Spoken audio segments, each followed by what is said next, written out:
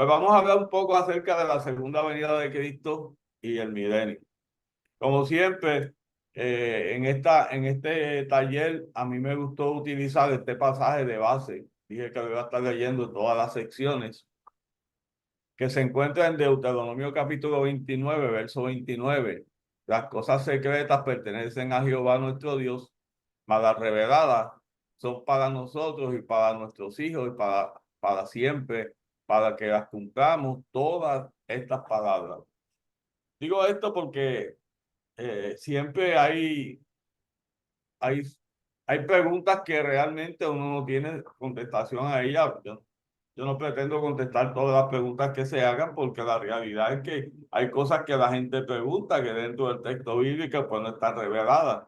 Yo siempre le digo a la gente que a mí no me gusta la especulación. O sea, a mí no me gusta tratar de especular porque todo lo que yo especule es mi opinión y a última instancia puedo estar incorrecto, puedo estar errado, pero cuando yo hago el planteamiento pues alguien puede incomodarse por lo que haga.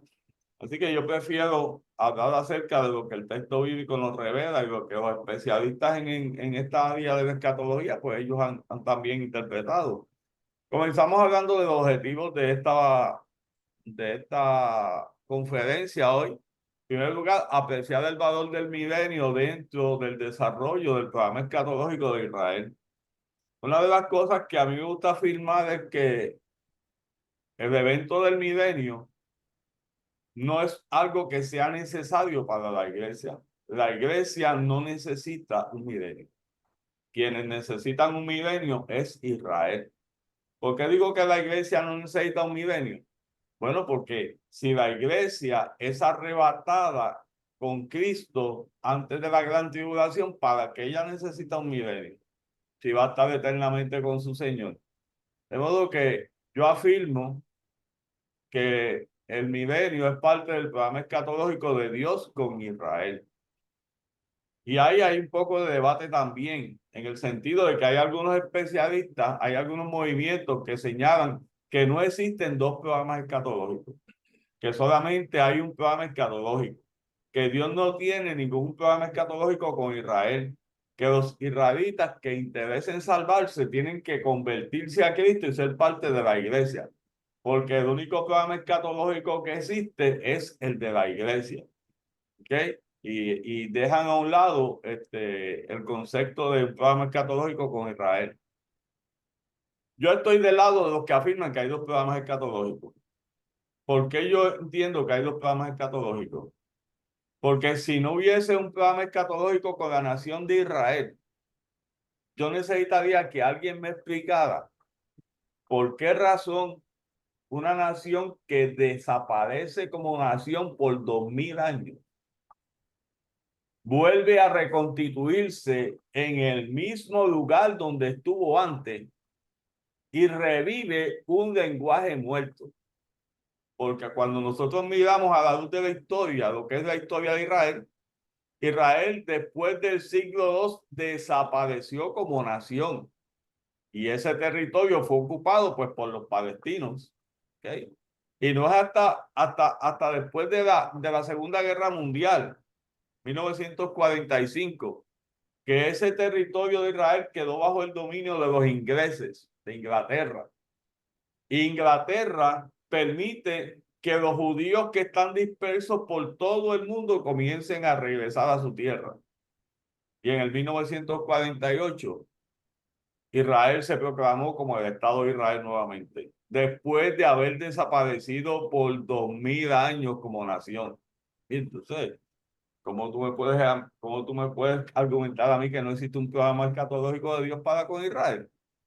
Entonces, ¿cómo tú puedes explicar? Porque es la única nación en la historia de este planeta, es la única nación que ha desaparecido en su totalidad como nación y que se ha vuelto a reconstituir como nación ocupando el mismo lugar donde estaba antes.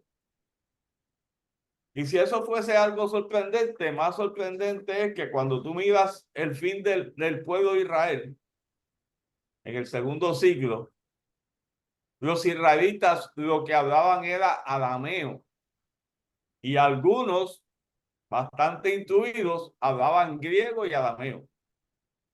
pero la mayoría de la población, ninguno hablaba hebreo.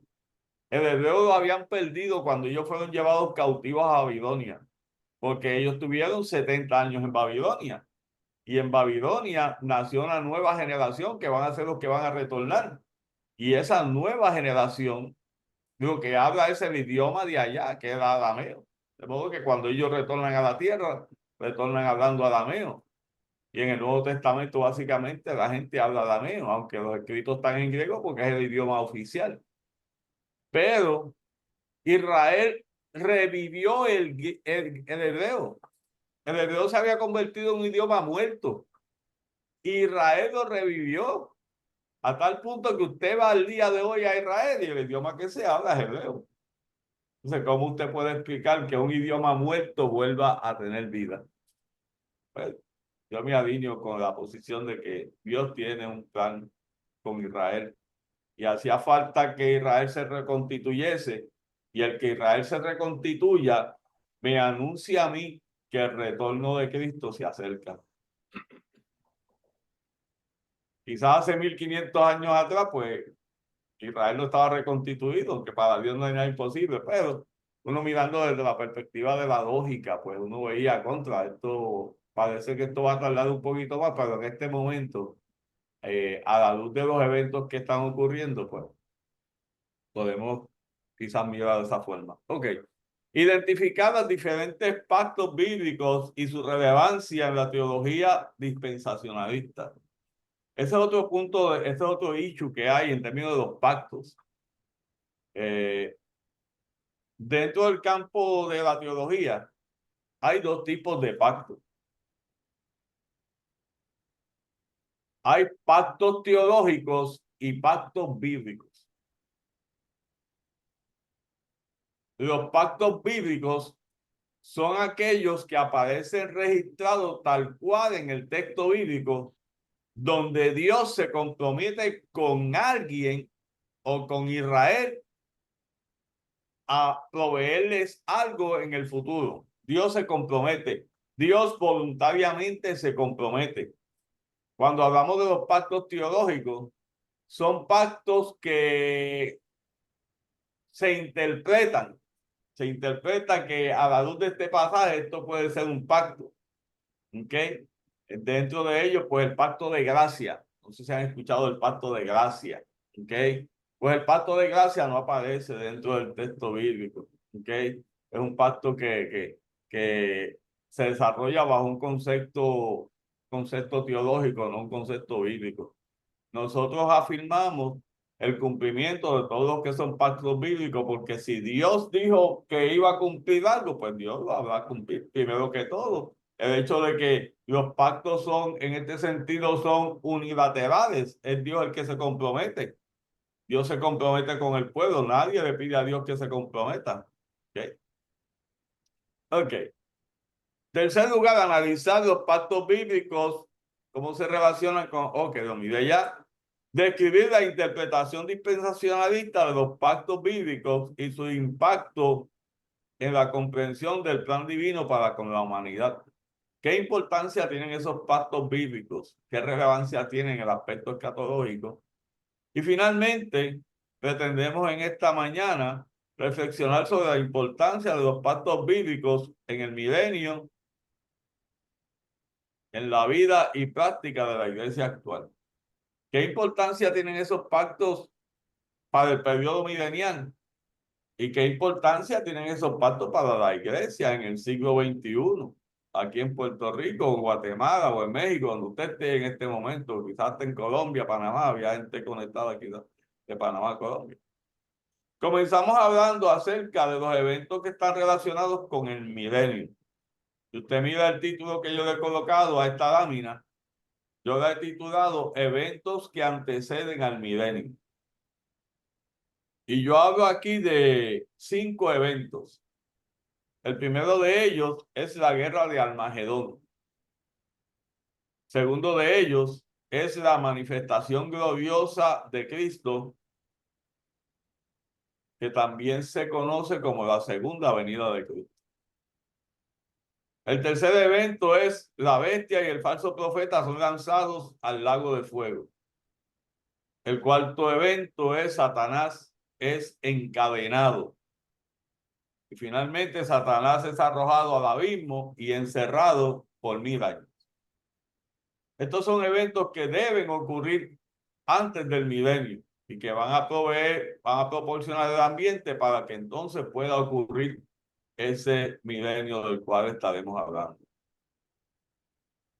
En esta gráfica que yo le estoy mostrando, en este slide, primero que todo, hay dos cosas que para mí es importante que usted mire. Lo primero que yo quiero que usted mire es que yo le estoy diciendo que si usted quiere conocer más acerca de la guerra de Armagedón, usted debe ir al libro de Dwight Pentecost, Eventos del Porvenir, y leer de la página 235 a la 245. Y ahí Dwight Pentecost presenta todos los escenarios acerca de lo que es eh, la guerra de Armagedón y cómo se ha interpretado la guerra de Armagedón. En términos de lo que nos ocupa a nosotros en esta mañana, la guerra de Armagedón es una batalla que pone fin a la gran tribulación. Ese dato para mí es de los más significativos. La gran tribulación termina con la guerra de Armagedón. De hecho, cuando tú miras que se habla, se desata, se derrama la última copa, dice que se ve un ejército organizándose. Y eso parece ser esta batalla que se vaya a llevar a cabo. Se efectúa en el valle de Mequido. Y aquí en el mapita que tenemos a la derecha, usted puede ver ahí el valle de Mequido. Situado al oeste del río Jordán, esto que usted ve aquí es el río Jordán, situado al oeste del río Jordán, en Palestina Central, aproximadamente a 16 kilómetros al sur de Nazaret. Aquí está Nazaret y aquí está Mequido. ¿Okay? Y a 24 kilómetros del mar Mediterráneo, de este lugar, 24 kilómetros entonces. Y es interesante eso para mí, el hecho de que esta batalla se lleve a cabo cerca de Nazaret, porque en cierta medida, pues, pone en foco, eh, pone en foco la idea de que Cristo viene de Nazaret. Una confederación de naciones al mando de la triada satánica. No sé si había escuchado ese término antes, pero ese término se usa mucho en escatología, ese término triada satánica. Así como existe una Trinidad, Padre, Hijo y Espíritu Santo, existe una triada satánica, que es Satanás, la bestia y el falso profeta. No se puede hablar de ellos como Trinidad, se habla como triada. Trinidad solamente se la adjudica a Dios. Pero hay una triada satánica, ¿ok? Pues se habla de que esta guerra de Armagedón es una confederación de naciones al mando de la triada satánica que va a atacar a Israel. La descripción está en el capítulo 16 de Apocalipsis, verso 14. Cristo en ese momento aparece como el Mesías esperado por Israel. Si nosotros miramos la lectura del Nuevo Testamento, una de las razones, si no la razón prioritaria por la cual los judíos no aceptan a Jesús como su Mesías, es porque ellos tienen una expectativa de un Mesías guerrero.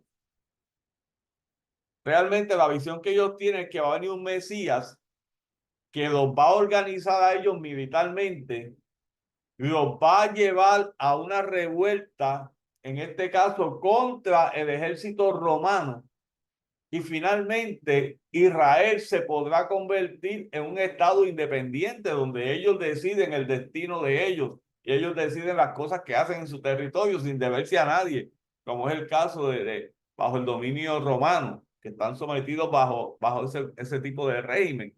¿Okay? Así que ellos están esperando que llegue ese Mesías y tienen sus razones para esperarlo de esa forma. Tienen sus razones. Porque uno de los problemas que tenemos, que confrontamos nosotros, es que cuando nosotros decimos la palabra Mesías, por lo general, lo único que se nos viene a la mente es Cristo. Y nosotros, el concepto Mesías, nosotros lo miramos como un concepto que implica divinidad. Pero ese término Mesías lo que significa es un hombre seleccionado por Dios para traer libertad a su pueblo. Y aunque para nosotros lo relacionamos con el Nuevo Testamento y lo relacionamos con Cristo, la realidad histórica para el pueblo de Israel es que ellos habían tenido muchos Mesías. No que iban a tener, que habían tenido muchos Mesías. Porque el concepto Mesías, vuelvo a señalar, es un hombre a quien Dios selecciona para que pueda traer libertad a su pueblo. Y en el Antiguo Testamento tenemos mucha gente, pudiese mencionar a todos los jueces que eran vistos como gente que levantó el Señor para traer libertad a los pueblos. Y de igual forma, algunos de los reyes que Dios utilizó.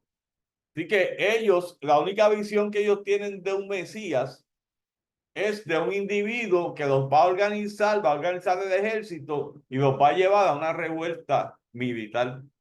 Y en ese sentido, eso usted lo puede ver, de hecho, el momento del arresto de Jesús. En el momento del arresto de Jesús, allí están sus discípulos y entre ellos está Pedro. Y cuando Pedro ve que van a arrestar a Jesús, Pedro debe haber pensado, este es el momento en que Jesús vamos a acabar con estos romanos. Y por eso es que Pedro ataca al soldado romano. Y Jesús le dice, no es con espada ni con ejército, esto es con mi espíritu. Entonces, ahí Jesús comienza a hablar de un mesianismo diferente a lo que ellos habían visto. Pero la expectativa de Israel al momento, al día de hoy, Israel sigue esperando a un Mesías guerrero. Ok. Y en este pasaje, pues se habla de que se organiza un ejército en contra de Israel y Cristo aparece como el Mesías guerrero. Dentro de ese lugar de Mequido, para nosotros el nombre de Mequido, pues quizás, o Almagedón, es un nombre que no tiene mucho sentido. Pero para los israelitas, a ellos le traía la idea de muchas batallas que se llevaron allí, porque Mequido es un lugar de batallas, de guerras. Débora y Barak vencieron a los cananeos en ese lugar. Jueces capítulo 4, verso 1 al 24 y el capítulo 5. Y esta victoria consolidó el liderazgo de Débora y Barak y marcó un momento crucial en la liberación de Israel de la opresión cananea. Valle de Mequido. Se lleva a cabo una batalla de Débora y vence a los cananeos. Y el vencer los cananeos la consolida a ella y a Barak como líderes. Piense ahora una batalla en el Valle de Mequido, donde Cristo obtiene la victoria. Pues si Cristo obtiene la victoria, no cabe duda que lo consolidará como el líder que Israel necesita. ¿Okay? Hay otra batalla también que se lleva en ese lugar, que es la que de Gedeón derrota a los madianitas. Jueces capítulo 7, verso 1 al 25. La victoria de Gedeón sobre los madianitas fue decisiva para la liberación de Israel del dominio madianita, reafirmando la intervención divina en la liberación de su pueblo. De modo que en ese lugar se llevaron a cabo unas batallas que terminaron con la liberación del pueblo de Dios de ese ejército opresor. Y quiero decir estas cosas que nosotros pensando en el evento futuro de Armagedón, que la mentalidad israelita, cuando ellos vean que esa batalla se va a llevar en Mequido, ellos tendrán la expectativa de que Dios levantará o enviará a alguien. Y eso prepara el ambiente para la recepción de Cristo como el Mesías para Israel, porque ya nosotros ese problema lo resolvimos hace tiempo, pero Israel todavía está en ese proceso. Ocosías es asesinado por Jehú también en ese lugar, en el segundo libro de Reyes, capítulo 9, verso 27. La muerte de Ocosías, producto de la revuelta de Jehú, marcó un cambio dinástico importante en el reino de Israel.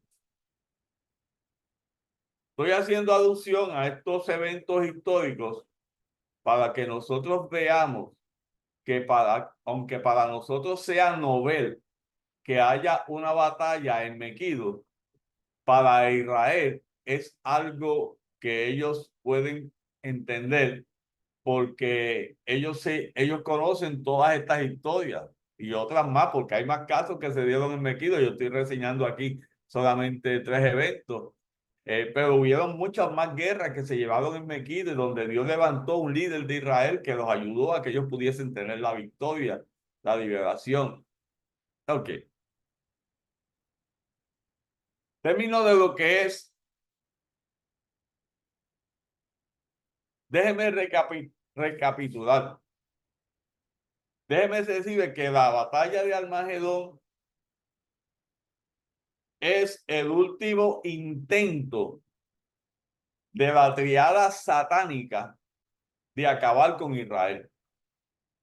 ¿Por qué ellos enfilan sus cañones contra Israel?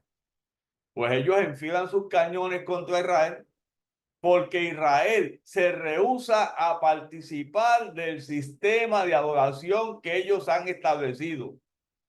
Adoración a la bestia. ¿Por qué ellos se rehúsan? Pues obviamente, ellos se rehúsan porque Israel recuerda que por causa de la idolatría, ellos estuvieron 70 años en Babilonia. Y ese capítulo ellos no lo quieren repetir. El cautiverio sanó a Israel de la idolatría.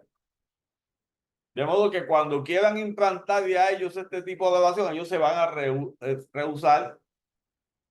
Y entonces los poderes del mal vendrán sobre ellos, tratando de acabar todo lo que, a mí me gusta decir, todo lo que huele a Dios en ese momento en este planeta, porque la iglesia ha sido arrebatada. La batalla se lleva a cabo en ese lugar de en ese lugar de Megido, que acabo de decir que es un lugar que el pueblo de Israel está acostumbrado a que hubieron grandes batallas ahí, y que siempre que ellos tuvieron una batalla ahí, Dios envió a un líder. Así que Israel está contra la pared. Se habla de un ejército. Yo digo, a mí no me gusta la especulación. A mí me gusta hablar de las cosas que yo puedo hablar concretamente. Pero a los que les gusta la especulación, pues han comenzado a desarrollar una serie de planteamientos que esto tiene que ver con el mercado común europeo, que se han unido 10 naciones y que esas 10 naciones, el anticristo va a gobernar sobre ellas, el anticristo va a ir contra Israel, etcétera, etcétera. El problema es que ya no quedan 10 naciones, ahora quedan menos. Entonces ahora hay que reestructurar el pensamiento ese. Así que yo prefiero hablar de que una confederación de naciones se va a unir a ellos, ¿ok? Se va a unir a esta triada para tratar de aniquilar. ¿Quiénes son? ¿Cómo son? Pues señores, lo que nos ha sido revelado lo podemos conocer. Lo que no nos ha sido revelado no lo podemos conocer. Lo más que podemos hacer es especular sobre ello. Pero el problema es que cuando nuestros planteamientos teológicos están enmarcados en especulaciones, y las especulaciones comienzan a deshacerse, pues todo el andamiaje que levantaste también se cae. Así que es mejor hablar, a mi juicio, en términos más generales, que tratar de identificar cosas que el texto bíblico por ningún lado pues revela. ¿Okay? Cuando el pueblo de Israel está en esa situación, entonces debe aparecer Jesucristo, el libertador. Y eso se conoce en el campo de la escatología como la manifestación gloriosa. Porque la primera manifestación de Jesús en este orden de cosas o en este mundo fue una manifestación de humildad. Recordemos que Jesús nace en un pesebre. Recordemos que no hubo lugar ni siquiera para donde él vivir. Recordemos que su crianza se da en la casa de un carpintero, con los recursos económicos que podían tener. ¿Ok? De modo que la primera venida de Cristo fue una venida que estaba matizada por la humildad y la humillación. De hecho, Pablo en el capítulo 2 de Filipenses habla acerca de que Cristo se humilla, ¿ok? De la famosa kenoxi, que Cristo se vacía. Capítulo 2 de Filipenses, del verso 5 al verso 11, lo puede leer después y usted va a ver que eso se le conoce como la kenoxi, el vaciamiento de Cristo de toda su gloria y posteriormente lo que es su exaltación. ¿Ok? Pues aquí es diferente, porque ahora aquí en este lugar Cristo viene con su poder. Por eso se habla de la manifestación gloriosa. Si quiere leer más acerca de esto que estamos planteando, lo puede buscar en el libro de Pentecostés, página 252 a la 269. Ahí él te habla de todo el escenario, de cómo se atiende ese asunto. Apocalipsis capítulo 19, verso 11 al verso 16. Y vi el cielo abierto, y aquí un caballo blanco, y el que estaba sentado sobre él era llamado Fiel y Verdadero, y en justicia juzgaba y peleaba, y sus ojos eran como llama de fuego, y había en su cabeza muchas coronas, y tenía un nombre escrito que ninguno conocía, sino él mismo. Y estaba vestido de ropas teñidas de sangre, y su nombre era el Verbo de Dios. Y los ejércitos que están en el cielo le seguían en caballos blancos, vestidos de lino fino, blanco y limpio. Y de su boca sale una espada aguda para herir con ella a todas las naciones. Y él rigirá con vara de hierro, y él pisará el lagar del vino del furor de la ira del Dios Todopoderoso. Y él, y en su vestidura y en su muslo tenía escrito Rey de Reyes, Señor de Señores. Varios elementos que identifican a este personaje con Cristo.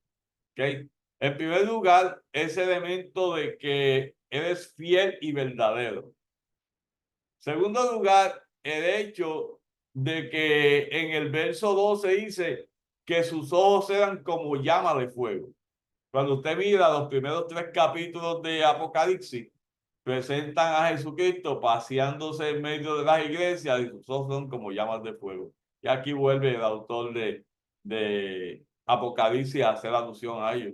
El hecho de que su nombre sea el Verbo de Dios, por supuesto, esto ha sido utilizado para afirmar que está escribiendo es Juan, el apóstol, porque cuando tú miras el Evangelio de Juan, en el capítulo 1, él identifica a Jesús, entre comillas, como el Verbo de Dios. Digo entre comillas como el Verbo de Dios porque la realidad es que ese término, el Verbo de Dios, que nosotros encontramos en nuestras versiones, actualmente todas las que dependen de Reina Valera del 60 o todas las que son Reina Valera, pues se utiliza, pero cuando tú vas al texto en griego, realmente el término que aparece ahí no es verbo. El término que aparece es palabra. ¿Ok? De modo que, ¿por qué Reina Valera utiliza verbo y no utiliza palabra? Pues Reina Valera utiliza el verbo y no palabra porque en el momento en que el documento donde se va a redactar Reina Valera, eh, no, el que está haciendo el documento, que es lo que se conoce como el texto receptus o el texto recibido, se llama Desiderio Erasmo de Rotterdam. Y él lo está haciendo como un encargo de la Iglesia Católica. Y algunos pasajes, cuando él los traduce al griego, utiliza la Vulgata latina. Y eso es lo que ocurre aquí, que él traduce desde la Vulgata latina y no desde el documento en griego. Y en la Vulgata el término que aparece es verbo, no palabra. Pero si usted va al documento, el documento habla de palabra, ¿okay? No habla de verbo. Eh, yo sé que quizás uno escucha estas cosas y le suenan raras porque está acostumbrado a escuchar esto del verbo de Dios, pero solamente le invito a que usted lea el texto en alguna versión como quizás la Biblia textual te lo va a traducir como la palabra, ¿ok? Y es la palabra, ¿ok? Porque dentro de la misma definición que hace Juan, Juan dice que por la palabra fueron hechas todas las cosas, y él tratando de implicar que Jesucristo estuvo allá en el proceso de la creación y que todo es hecho por él. Ok. Otro de los elementos que me parece importante que tenemos que mirar es ese elemento de que el ejército que viene con él viene vestido con lino fino, blanco y limpio. Y cuando hablamos de la boda del Cordero, vimos que señalaba que la novia del Cordero se va a vestir de lino limpio y resplandeciente. Así que este es uno de los puntos que se utiliza para señalar que la iglesia viene con Cristo en el momento en que Cristo venga con su majestad gloriosa.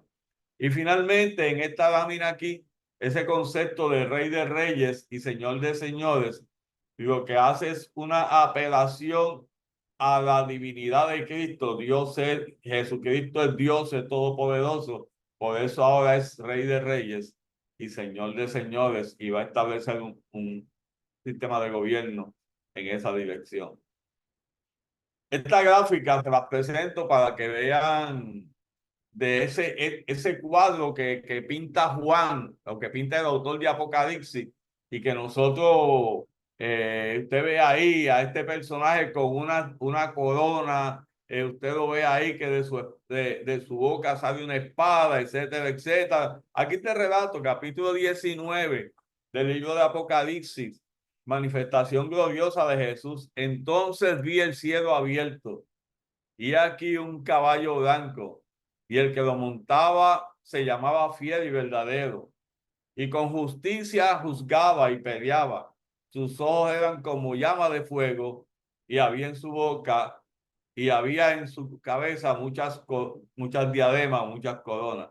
Y por ahí sigue el relato. Traje esta lámina para que usted tenga una idea de cómo se plantea ese evento. ¿Ok? Apocalipsis va a decir que cuando Cristo venga, la bestia y el falso profeta, la bestia fue apresada, y con ella el falso profeta, que había hecho delante de ella señales de las cuales había engañado a los que recibieron la marca de la bestia, y los dos fueron lanzados vivos dentro del lago de fuego. Si queremos un periodo de paz, un gobierno de paz, pues tenemos que acabar con la triada satánica que hay. Así que el capítulo 19 presenta a Cristo descendiendo, y ahora presenta a Cristo tomando a la bestia y al falso profeta y lanzándolos al castigo eterno. ¿Y qué va a hacer entonces? Porque nos queda alguien de la triada. Nos queda Satanás. ¿Qué va a pasar con Satanás? Pues vamos a mirarlo ahora. Primero, déjeme hablar un poco de esto de la manifestación gloriosa de Cristo. Israel, la manifestación gloriosa de Cristo. Jeremías capítulo 23, versos 5 y 6. He aquí que vienen días, dice Jehová, en que levantaré a David un renuevo justo, y reinará como rey, y será sabio, y hará juicio y justicia a la tierra. En sus días será salvo Judá, Israel morará seguro. Y este es su nombre, el cual se llamará Jehová Justicia Nuestra. Este pasaje de Zacarías que voy a mencionar me parece extraordinario, de verdad. Se encuentra en Zacarías capítulo 12, verso 10. Y derramaré sobre la casa de David, entendiendo que la casa de David es Israel. Y derramaré sobre la casa de David y sobre todas las moradas de Jerusalén espíritu de gracia y oración. Y mirarán a mí, mirarán a Dios, o a Jesús en este caso, a quien traspasaron. Los judíos mirando a quien ellos traspasaron, y llorarán como se llora por el unigénito, afligiéndose por él como quien se aflige por su primogénito. O sea, resulta interesante porque cuando ellos vean allí en ese momento de la manifestación gloriosa que quien viene a rescatarlos a ellos es a quien sus ancestros crucificaron, a quienes sus ancestros señalaron que no era el Mesías. A la luz de lo que presenta Zacarías en una palabra profética, dice que ellos llorarán como quien llora a su unigénito y se darán cuenta del grave error que cometieron sus ancestros y de la oportunidad que ellos hubiesen tenido como nación si ellos hubiesen aceptado en ese momento a Jesús como el Mesías enviado por Dios. Israel reconocerá y aceptará a Jesucristo como su Mesías y estarán listos para entrar al reinado milenial. En esta lámina yo comento lo siguiente: el milenio es la creencia en un periodo de paz y justicia en la tierra asociado a la segunda venida de Cristo. Este periodo y su contenido se fija utilizando pasajes tanto en el Antiguo como en el Nuevo Testamento. Dentro de los pasajes que se encuentran en el Antiguo Testamento, se encuentran en Isaías capítulo 2 y capítulo 11, donde habla de que el león y el cordero estarán juntos, la víbora y el bebé están juntos, etcétera, etcétera. Jeremías capítulo 31 al capítulo 33, Ezequiel capítulo 36 al 37, la famosa restauración del Valle de los Huesos Secos, y Miqueas capítulo 4. En el caso del Nuevo Testamento tenemos pasajes como Mateo capítulo 25 del verso 31 y sus siguientes, y en Apocalipsis capítulo 20 del verso 1 al 6 son algunos de los pasajes que se utilizan para utilizarlos como base de esta idea o esta enseñanza acerca del milenio. Ok, hemos dicho que el milenio es una etapa de la cual va a participar Israel. Y el milenio está ligado a unos pactos que Dios hizo con Israel. Y vamos ahora, durante un breve espacio, vamos a estar mirando esos pactos que Dios hace con Israel que van a traer como consecuencia el milenio. En primer lugar, hay 4 pactos que Dios hace con Israel. El primero de ellos, el pacto abrámico. ¿Qué le promete Dios a Abraham? Dios le promete a Abraham una simiente. Dios le promete a Abraham una tierra. Y Dios le prometió a Abraham bendición y que de sus descendientes serán bendición para toda la nación. Hay también lo que se conoce como el pacto palestino. El pacto palestino aparece en Deuteronomio capítulo 30, verso 1 al 10. Y ahí en ese pacto se promete la conversión de Israel como nación, que volverán a su tierra y que recibirán bendición. Tenemos también el pacto davídico, que se encuentra en el segundo libro de Samuel, capítulo 7, verso 12 al 16. ¿Qué se le promete a David? Perseveración. Va a estar siempre. Rey de su linaje va a venir un rey, y ese rey va a reinar eternamente. Y el nuevo pacto. Cuando nosotros pensamos en el nuevo pacto, pensamos en el Nuevo Testamento. Pero hay un nuevo pacto para Israel que no está contenido en el Nuevo Testamento, sino que está contenido en el Antiguo Testamento, en el libro de Jeremías, capítulo 31, verso 31 al 34. Y ahí se le promete restauración, conversión y ser preservado el pueblo de Israel. Esto que acabo de decir aquí y ahora, con esta gráfica, lo voy a explicar ahora en los slides siguientes. Voy a hablar de cada uno de ellos. Lo importante para mí es que usted pueda fijar dentro de su conocimiento la idea de que el milenio está relacionado con unos pactos que Dios hizo con Israel. Y que dentro de esos pactos está el pacto abrámico, que aparece en en Génesis capítulo 12, verso 1 al 3, el pacto palestino que aparece en Deuteronomio 30, 1 al 10, el pacto davídico que aparece en el segundo libro de Samuel, capítulo 7, versos 12 al 16, y el nuevo pacto que aparece en Jeremías, capítulo 31, verso 31 al 34. Vamos a mirar los pactos ahora. Vamos a hablar del pacto abrámico. Y obviamente yo lo que tengo para hablar del pacto abrámico es un slide, es este slide que está aquí. Pero arriba, en el encabezado, le estoy diciendo dónde usted puede leer más del pacto abrámico. Le estoy diciendo que usted puede ir al libro de Dwight Pentecost, al capítulo 5. Todo el capítulo 5, Dwight Pentecost lo dedica a hablar del pacto abrámico. El pacto abrámico es un acuerdo establecido entre Dios y Abraham en Génesis capítulo 12. Lo reafirma en los capítulos 15 y 17.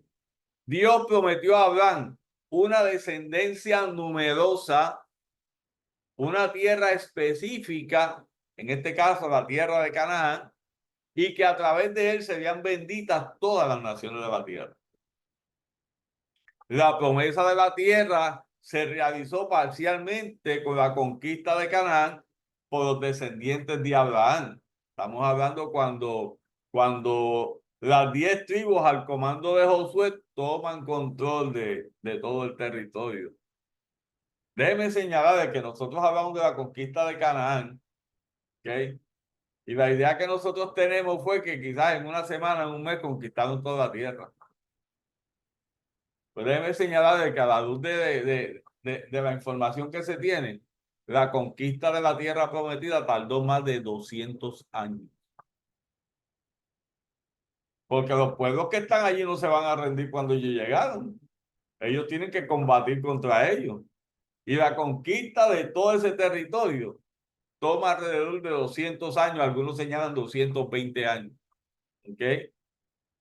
Y en cierta medida, parcialmente, ellos tomaron control de la tierra que Dios les prometió.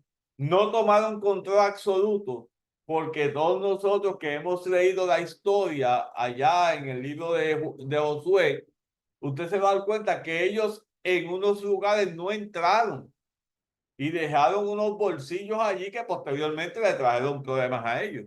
¿Ok? De modo que el pacto en esa época no se cumplió a totalidad.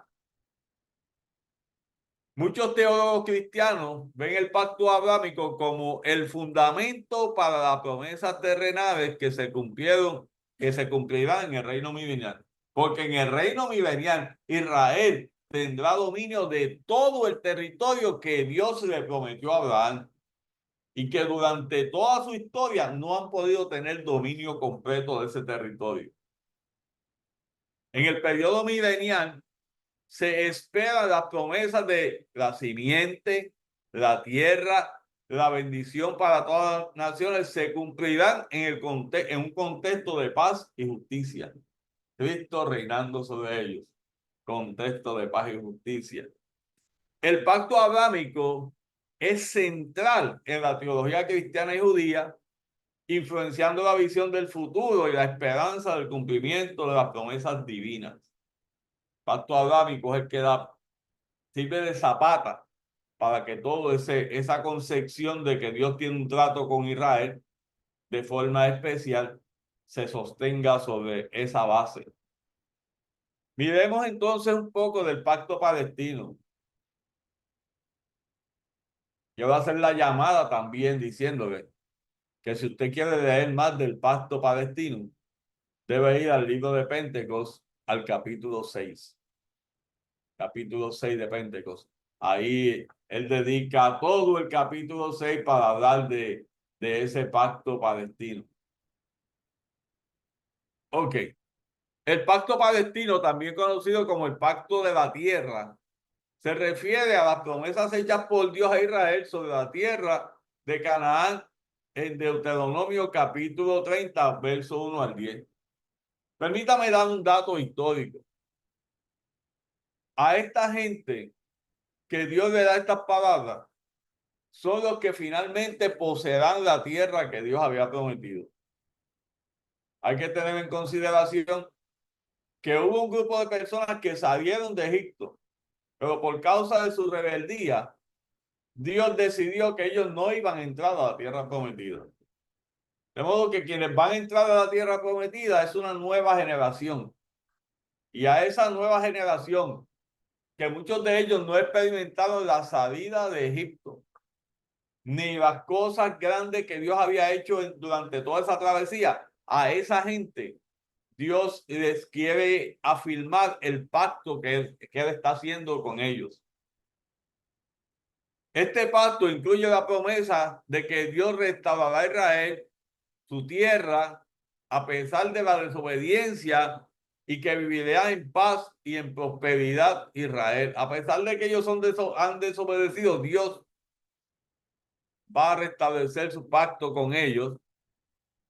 El pacto palestino es visto como una base para el establecimiento del reino milenial, donde Israel goza de una plenitud de la tierra prometida. De hecho, una de las grandes disputas que ha tenido Israel con los palestinos, y que todavía usted sabe cómo está eso por allá, que no se puede ni mirar para allá, ¿ok? Una de las grandes batallas que ha tenido es por la ocupación del territorio.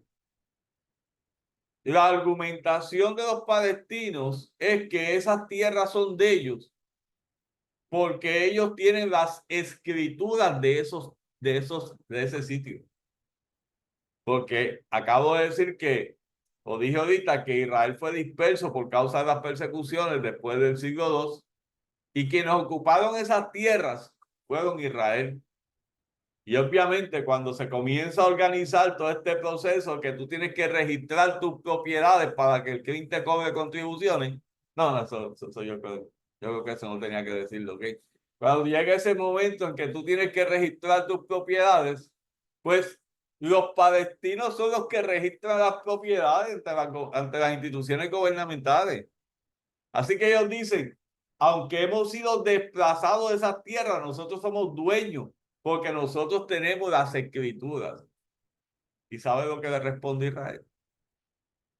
Israel le responde diciendo, esas tierras son nuestras porque Dios se las prometió a nuestro padre Abraham. Así que el argumento de Israel es un argumento para mí sólido que denota la confianza en el pacto abrámico. Ellos saben que Dios le prometió a Abraham esas tierras y que ellos tienen derecho al disfrute de esas tierras en virtud de esa promesa. El reino milenial será la culminación de las promesas del pacto palestino con Israel, finalmente ocupando y disfrutando de la plena tierra. Dicho eso, hablemos un poco del pacto davídico. Y aquí pues vuelvo a señalarle que si usted quiere más información del pacto davídico, debe ir al libro de Pentecostés y leer el capítulo 7, donde él dedica todo ese capítulo a hablar del pacto davídico.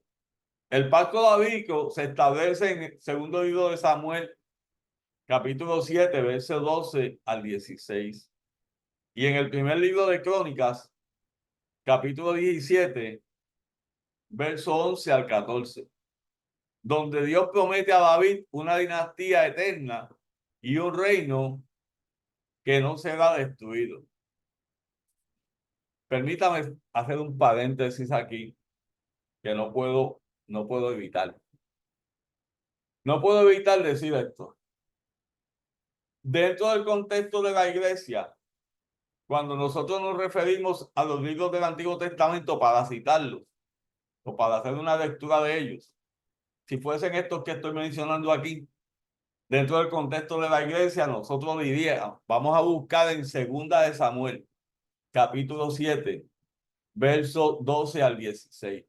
¿Les parece que así diríamos?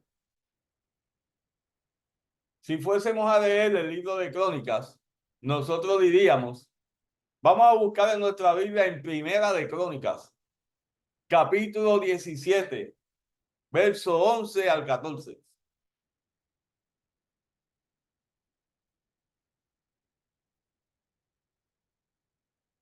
Dije que estoy en un paréntesis, pues es una forma incorrecta de referirse a esa lectura. Es una forma incorrecta porque nosotros lo que hemos hecho es que hemos extrapolado la concepción de libros que tienen continuidad en el Nuevo Testamento al Antiguo Testamento. Porque los libros que tienen continuidad en el Nuevo Testamento son cartas. Por eso nosotros hablamos de Primera de Corintios, Segunda de Corintios, Primera de Tesalonicenses, Segunda de Tesalonicenses, Primera de Tito, Segunda de Tito, porque son cartas. Pero si estamos haciendo referencia al Antiguo Testamento, no son cartas, son libros. De modo que la forma correcta de referirse a ellos es primer libro, segundo libro. ¿Cuesta trabajo desintoxicarse de eso? Cuesta trabajo, pero se puede. Y yo le invito a que en el momento en que hablemos del texto, pues hablemos con propiedad. ¿Por qué le vamos a decir primera o segunda? Si no estamos hablando de una carta, estamos hablando de un libro. Si usted hace la lectura y hace la llamada, algunos se asustarán, pues se van a asustar, pero para eso estamos nosotros, para de alguna forma educar a la iglesia. Para eso lo trajo el Señor aquí. Ok. Bueno, cierro el paréntesis y sigo con esto. Me disculpan, pero no puedo evitar decirlo. Soy en eso un poco. Ok. En este pacto davídico, Dios promete a David que su descendencia reinaría sobre Israel para siempre. Y quiero detenerme aquí para señalar lo siguiente. Desde el año 586 antes de Cristo, no ha habido nadie de la dinastía de David reinando sobre Israel. En el año 500, bueno, para hablar un poco en detalle, en el año 605 Babilonia invade a Israel al mando de Nabucodonosor. Y Babilonia va a tener el control de Israel hasta el año 539 antes de Cristo. Y quien decide quién va a reinar ahí es Babilonia. ¿Usted cree que a Babilonia le interesa que el que reine ahí sea familia de David? Pues por supuesto que no. A Babilonia lo que le interesa es que el que ellos coloquen ahí sea fiel a ellos, a Babilonia. De modo que ahí la dinastía de David se corta. Luego de ellos, en el año 539, los medopersas van a derrotar a Babilonia y van a tener control de la tierra ahora, de todo ese territorio. Y va a ocurrir lo mismo. A Medopersia lo que le interesa es que quien gobierne ahí le sea fiel a ellos. En el año 333, los medopersas caen ante Grecia. Alejandro el Grande vence a Darío, que es el que está en ese momento en el poder. Y ahora son los griegos los que deciden quién reina en Israel. ¿Okay? Y eso va a durar hasta el año 168. Porque en el año 168 antes de Cristo ocurre la famosa revuelta macabea.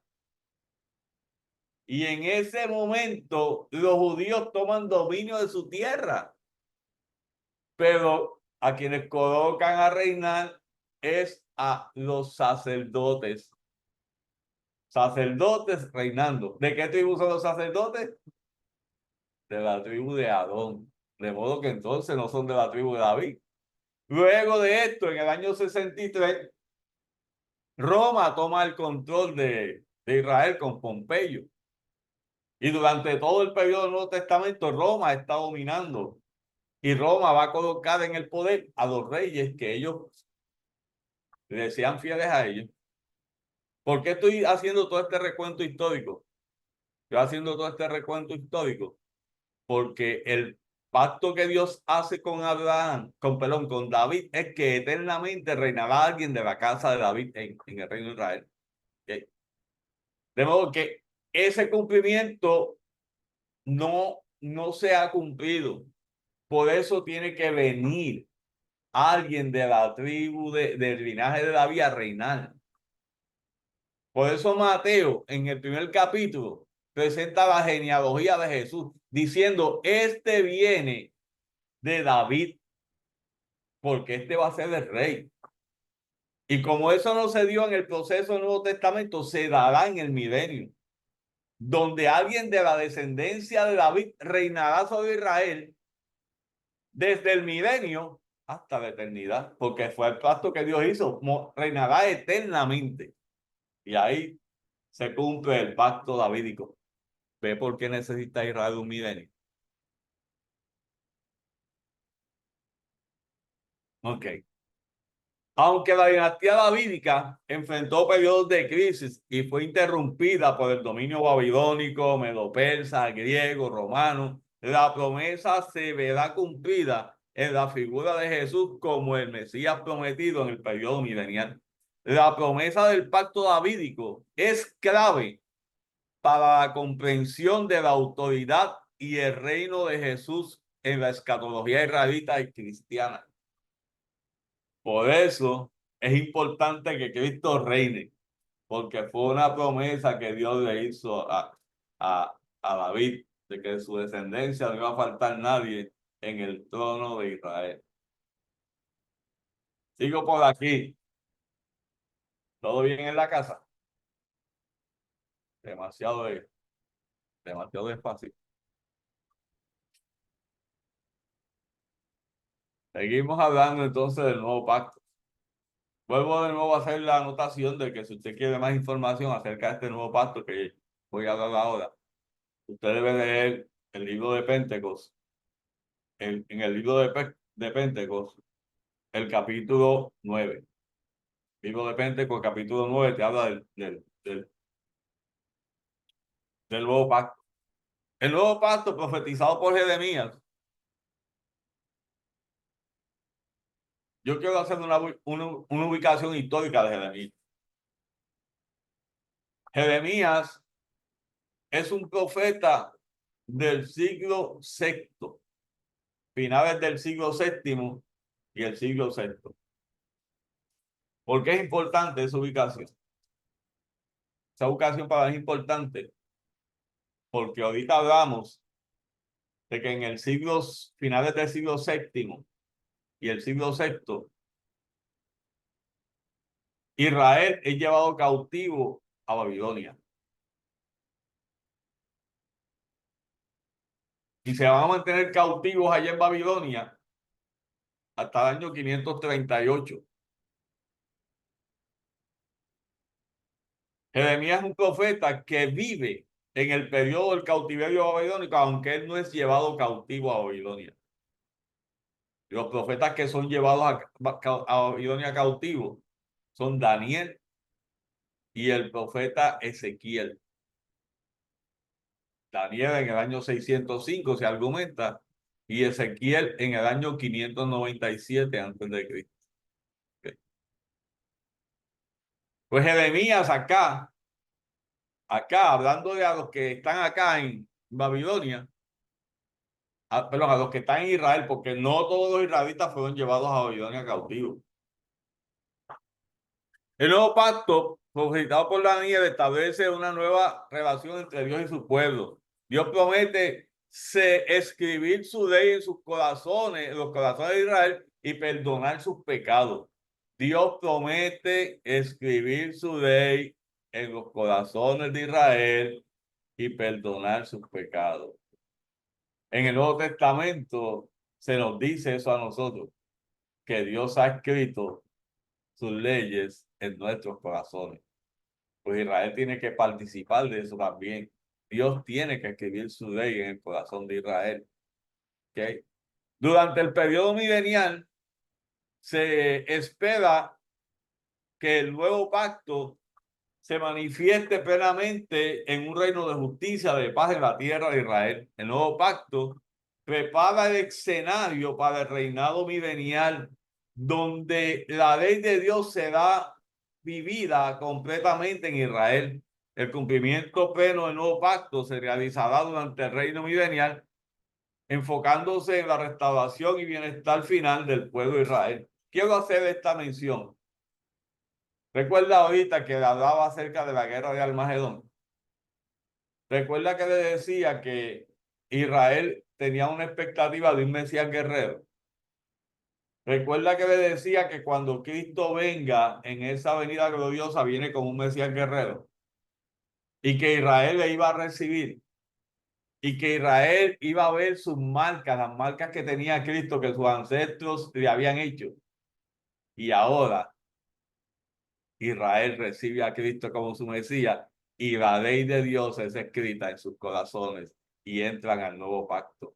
Abandonan todo ese esquema de ritualismo que tenían para comenzar a vivir una vida a la luz del gobierno de su Mesías. Me parece que ese elemento es importante para que entendamos este concepto del nuevo pacto. Ok, hablemos del milenio. En primer lugar, vamos a hablar acerca de cuál es la base bíblica que se utiliza para hablar de un milenio. Vamos a hablar qué significa el milenio, qué es, qué relación hay entre el milenio y los pactos bíblicos, la naturaleza del milenio y la vida y condiciones sobre la tierra en la época milenial. Por ahí vamos ahora. ¿Estamos ready? ¿Quieren ir para el milenio? Vamos para el milenio. Apocalipsis capítulo 20, verso 1 al verso 6. Y vi un ángel que descendía del cielo, teniendo la llave del abismo y una gran cadena en su mano. Y prendió al dragón, la serpiente antigua, que es el diablo, el diablo Satanás, y lo ató por 1000 años. Y lo arrojó al abismo y lo encerró y puso sello encima de él para que no engañara más a las naciones hasta que se hayan cumplido 1000 años. Y después de estas cosas es necesario que él sea desatado por un poco de tiempo. Y vi tronos y sentados en ellos, y le fue concedido juzgar. Y vi también a las almas de los decapitados por causa del testimonio de Jesús y por causa de la palabra de Dios, y a los que habían adorado a la bestia, que no habían adorado a la bestia en su imagen, ni habían recibido la marca en su frente, en sus manos, y volvieron a vivir para reinar 1000 años. Esta es la primera resurrección. Se ve ahí los mártires de la gran tribulación resucitando. Mártires de la gran tribulación resucitando. ¿Ok? Para reinar con Cristo 1000 años. Pero los demás muertos no volvieron a vivir hasta que se cumplieron los 1000 años. Bienaventurado y santo el que tiene parte en la primera resurrección, la segunda muerte, no tiene potestad sobre esto, sino que serán sacerdotes de Dios y de su ungido y reinarán con él por 1000 años. Básicamente esa es la base que se utiliza para hablar del milenio, y una de las cosas que miramos, le presento esta gráfica que presenta a un ángel descendiendo del cielo con una gran cadena. Capítulo 20, verso 1. Y vio un ángel que descendía del cielo con la llave del abismo y una gran cadena en su mano.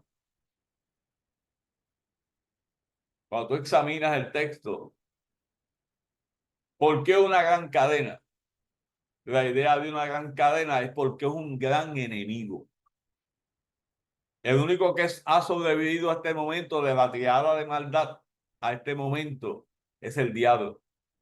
De modo que la ilustración que está haciendo el relato es que representa un gran poder del mal, y como representa un gran poder del mal, hay que atarlo con una gran cadena. Un poco ahí la intención de, de, de relato.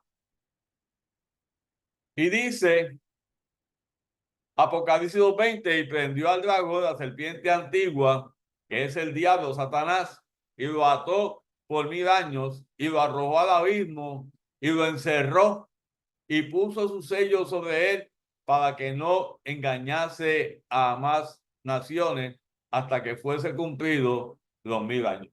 Cuando se habla esa idea de poner el sello, esa idea, primero ahí el cuadro presenta al ángel.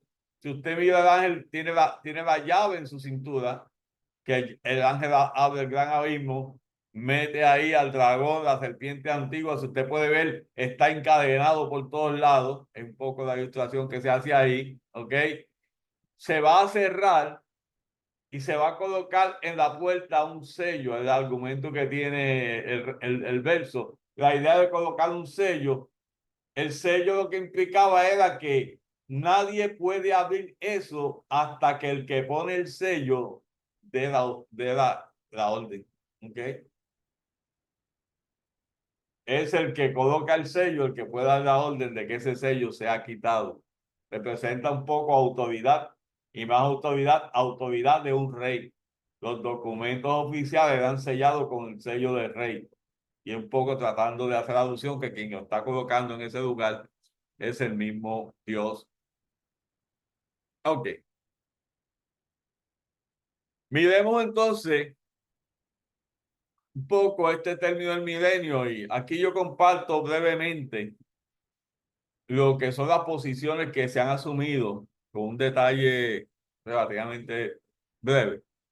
En la escatología cristiana, el concepto del milenio se refiere a un periodo de 1000 años mencionadas en el libro de Apocalipsis. Existen tres principales interpretaciones sobre el milenio, cada uno desde su perspectiva distinta sobre su naturaleza y el tiempo. A continuación se presenta una tabla con las principales descripciones concisas de los tres eventos.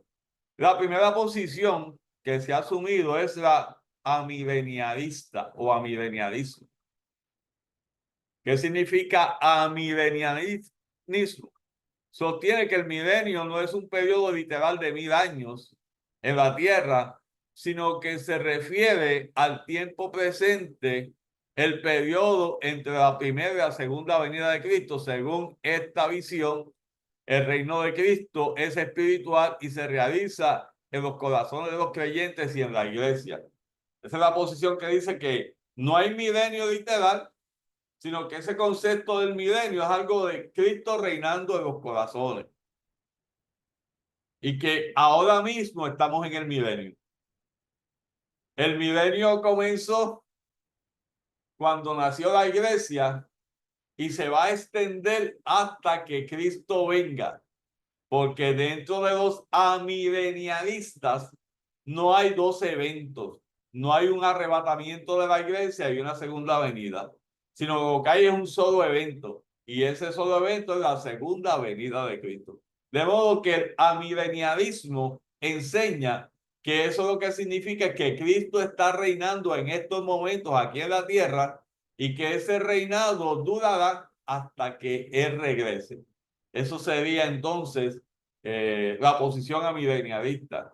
Si no les molesta, te puedo compartir que es la posición que afirma nuestros hermanos católicos. Nuestros hermanos católicos son amilenialistas. ¿Okay? Ellos piensan que Cristo está reinando ahora. Usted ve a Cristo reinando ahora en este mundo, porque a mí se me dificulta bastante ver a Cristo reinando, ¿ok? Y quien contribuye a que yo no lo vea reinando es inclusive Duma. Duma no me permite ver a Cristo reinando.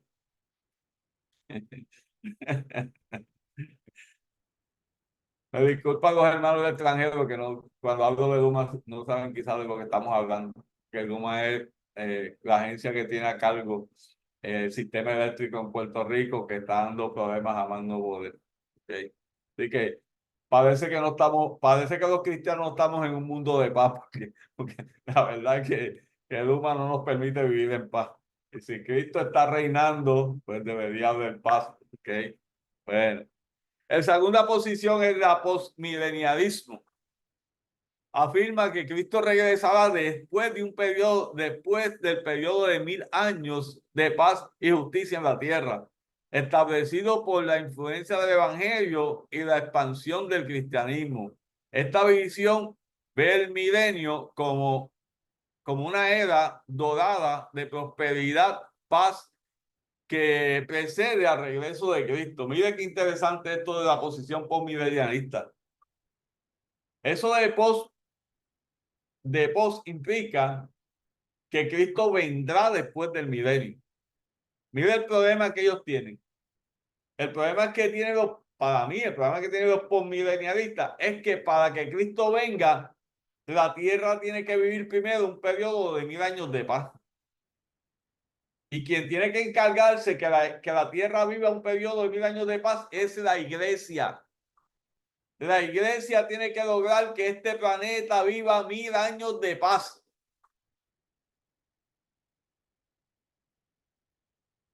Hasta que la iglesia no consiga que este mundo viva 1000 años de paz, Cristo no vendrá.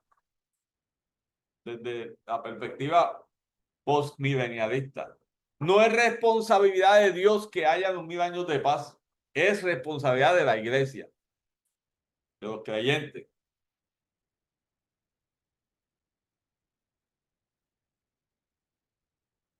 De momento me viene a la mente una canción que no es nada de cristiano, pero que quizá usted escuchó, que dice, pasarán más de 1000 años, muchos más. Entonces, me parece que la posición, ¿verdad? Pero usted quiere ver todos los detalles que se presentan, pues hace ahí. También lo presenta, Penteco lo presenta. La última posición es la premilenialismo. Digo, es la última en esta tabla porque es la que yo afirmo. Una de las cosas que tú aprendes es que lo más que retiene las personas es lo último que escuchan. Así que como parte de la estrategia, pues coloco los que yo no creo primero y al final coloco los que yo creo para tratar de alguna forma que se quede fijo en la idea. ¿Okay? El premilenialismo cree que Cristo regresará antes del establecimiento del reino milenial de 1000 años a la tierra. Durante este periodo, Cristo reinará personalmente en Jerusalén. Esta visión enfatiza un futuro literal y terrenal del milenio. La posición señala que Cristo vendrá antes del milenio, que Él va a establecer el milenio. ¿Okay? Y que ese milenio debe mirarse como 1000 años, y se mira de una forma literal, donde Cristo reinará sobre este planeta. Ok.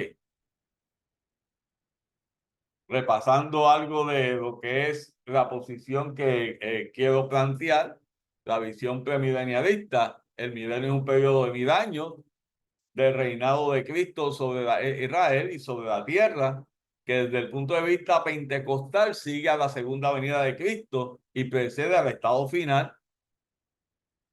En este periodo el Señor Jesús establecerá su reino de justicia, de paz, y reinará junto con los santos con vara de hierro. Y ahí abajo le coloco una pequeña gráfica para que tratemos de ubicarnos. En primer lugar aparece la gran tribulación y finalizar de la gran tribulación, la guerra del Armagedón, la segunda venida de Cristo y luego el establecimiento del milenio, Cristo reinando sobre Israel. Este milenio terminará con la guerra de Gog y Magog y luego vendrá la eternidad de cielo nuevo y tierra nueva, aunque antes de eso pues hay otras cositas que las veremos en el camino. Ya en unos minutos veremos un poco más. ¿Estamos hasta aquí? Pues seguimos. ¿Cuál es la naturaleza del milenio? El milenio se va a caracterizar por una teocracia. ¿Qué es una teocracia? Una teocracia es un periodo de tiempo donde Dios está gobernando directamente. No hay un intermediario, es Dios gobernando. En el caso del Antiguo Testamento, Yahvé gobernó sobre Israel desde Egipto hasta la llegada a la tierra prometida. Yahvé le daba las instrucciones. Desde que salieron de Egipto hasta la tierra prometida, Yahvé gobernó sobre ellos. Ahí se pudiese hablar de una teocracia. ¿Okay? Jesús reinará sobre Israel hasta llevarlo a la nueva Jerusalén. Miren qué interesante esto. Dios Padre los lleva hasta la tierra prometida y gobernó sobre ellos hasta llevarlo a la tierra prometida. Y Jesucristo reinará sobre Israel hasta llevarlo a la Nueva Jerusalén, hasta la tierra prometida nuevamente. Poco ahí complementándose la idea. ¿Cuál va a ser la sede?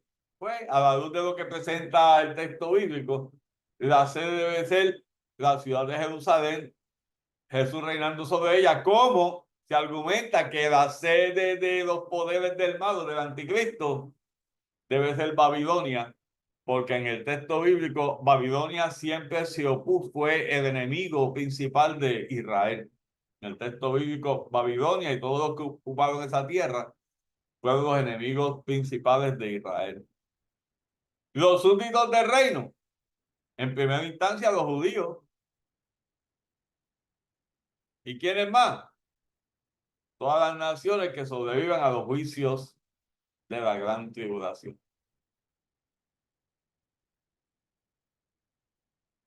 ¿Todo bien? Tranquilo. Pues seguimos poco a poco. Hablemos un poco de eso que miramos en la gráfica. Implicaciones del milenio relacionado con los judíos. El milenio será el tiempo en que la restauración y la se restaurará la prosperidad de la nación de Israel.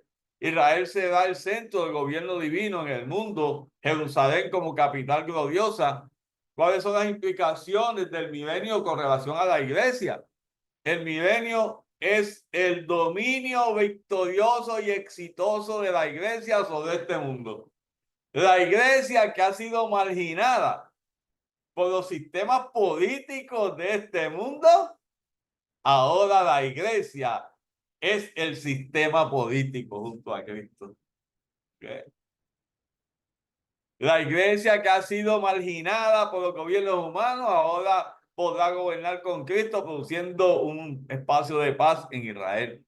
Los creyentes reinarán con Cristo, fungiendo como reyes, sacerdotes, dignatarios, etcétera, etcétera.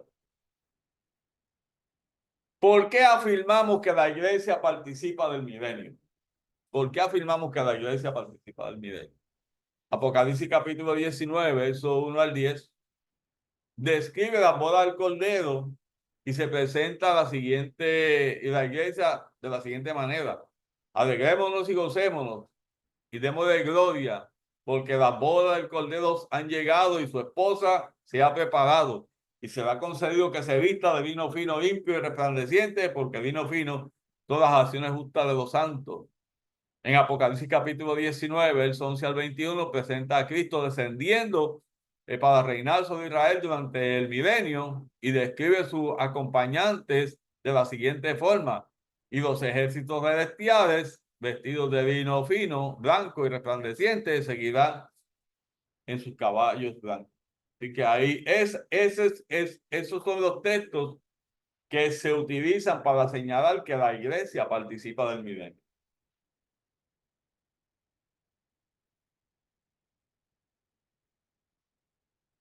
Ok, ¿cuáles van a ser las condiciones de vida en el milenio? ¿Cuáles son las condiciones de vida? Pues va a ser un tiempo de paz, un tiempo de gozo, un tiempo de santidad, un tiempo de gloria, un tiempo de consuelo, un tiempo de justicia, pleno conocimiento y un tiempo de instrucción donde Dios se encargará de enseñar. De nuevo la referencia: Eventos del Porvenir, página 325 a la 326. Está la información. La comparto ahora. Tiempo de paz.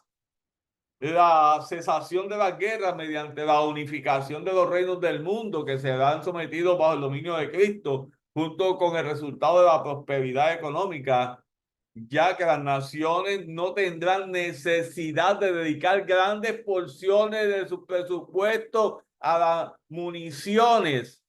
Es uno de los temas principales de las profetas. La paz nacional e individual será el fruto del reinado del Mesías. Las naciones dejarán de invertir en equipos de guerra. Pues por supuesto que será un tiempo de paz, ¿ok? Tiempo de gozo. La plenitud de gozo será una característica distintiva de la era. ante la ausencia de guerra y de enfermedad, pues hay gozo. Santidad. El reino teocrático será un reino santo, en el cual la santidad se manifestará a través del rey y de los súbditos del rey. La tierra será santa, la ciudad será santa, el templo será santo y los súbditos serán santos para el Señor. Tiempo de santidad. Tiempo de gloria. El reino será un reino glorioso, en el cual la gloria de Dios tendrá plena manifestación en todas las áreas. Gloria de Dios por todos lados. Tiempo de consuelo. El rey ministrará personalmente a cada necesidad de manera que habrá una plenitud de consuelo en aquel día. Tiempo de justicia. Habrá una administración perfecta de la justicia para todo individuo, sin discriminación o prejuicio. Justicia,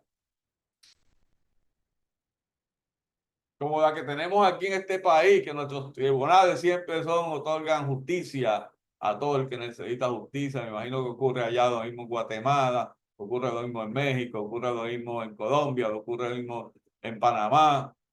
Justicia. Pleno conocimiento. El Ministerio del Rey ofrecerá a sus súbditos de su reino el pleno conocimiento. Sin duda habrá un ministerio de enseñanza del Espíritu Santo sin paradero. El Espíritu Santo enseñándonos todas las dudas que yo tengo, Señor. Ayúdame a llegar allá para que me aclare todas esas dudas que tengo. Una época de instrucción. El conocimiento se obtendrá mediante la instrucción que emana del Rey de Reyes y el Señor de Señores. Vuelvo a enfatizar este elemento. El milenio premilenialista plantea que el milenio es un periodo indicado iniciado por la segunda venida de Cristo. Se establece el reino de justicia en la tierra. Los programas de la iglesia y de Israel son programas separados. La gran tribulación y el milenio son periodos de 7 y 1000 años respectivamente. Y ahí abajo usted mira la gráfica que comienza con la segunda venida de Cristo. Satanás es atado, son 1000 años de eternidad. Hay un detalle interesante y es que estamos diciendo que el premilenialismo sostiene que hay un programa escatológico para Israel y un programa escatológico para la iglesia. Para que el periodo escatológico de Israel se detiene porque Israel no recibe a Cristo como su Salvador. Y ahí comienza la iglesia. De modo para que se reanude el periodo escatológico de Israel, tiene que ser la iglesia removida. Y una vez la iglesia es removida, pues se retoma el programa escatológico de Dios con Israel, que sería la gran tribulación, cumplimiento de la semana 70 de Daniel y todo lo que viene después con la guerra de Armagedón y esto de lo que estamos hablando ahora del periodo milenial. ¿Todo bien? Los estudiantes que están que ni pestañean. Están que ni pestañean. Conclusión. La guerra de Armagedón precede a la segunda venida de Cristo, que establecerá el reino milenial sobre Israel. Dios es fiel a los pactos que ha hecho con Israel, por ello cumplirá los pactos abrámicos, davídicos, palestinos y nuevos pactos, de los cuales ustedes son expertos. Tengo expertos aquí en los pactos abrámicos, davídicos, palestinos, nuevos pactos. El milenio es una parte fundamental del plan escatológico de Dios para Israel, donde se manifestarán sus promesas de restauración y prosperidad. Aunque Dios es amoroso, no quiere que nadie perezca. Su santidad requiere que el pueblo de Israel viva en santidad para disfrutar de su plenitud.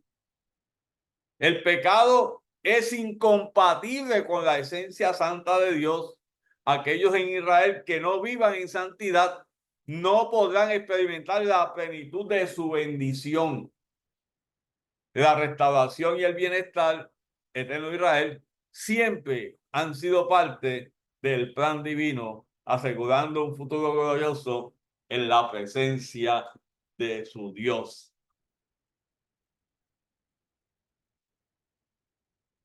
¿Recuerdan esta tablita?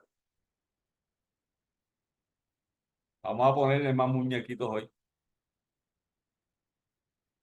Primero que todo, comenzamos con arrebatamiento de la iglesia, que coincide con la primera resurrección. ¿Recuerdan eso? Y luego de esto, en el cielo, el Bima, el tribunal de Cristo, seguido de las bodas del Cordero. Y en la tierra, la gran tribulación, la alma de la bestia, los sellos, las trompetas, las copas. Termina la gran tribulación, la guerra de Armagedón, que coincide con la segunda venida de Cristo. Y en ese momento, la bestia y el falso profeta lanzados al lago de fuego. Satanás atado. Resurrección de los santos del Antiguo Testamento. ¿Por qué resurrección de los santos del Antiguo Testamento? Porque los santos del Antiguo Testamento van a participar del milenio. Ellos no participan de la boda del Cordero en el tribunal de Cristo porque ellos no son parte de la iglesia, pero son parte de lo que era el Antiguo Testamento, de modo que deben resucitar para participar del milenio.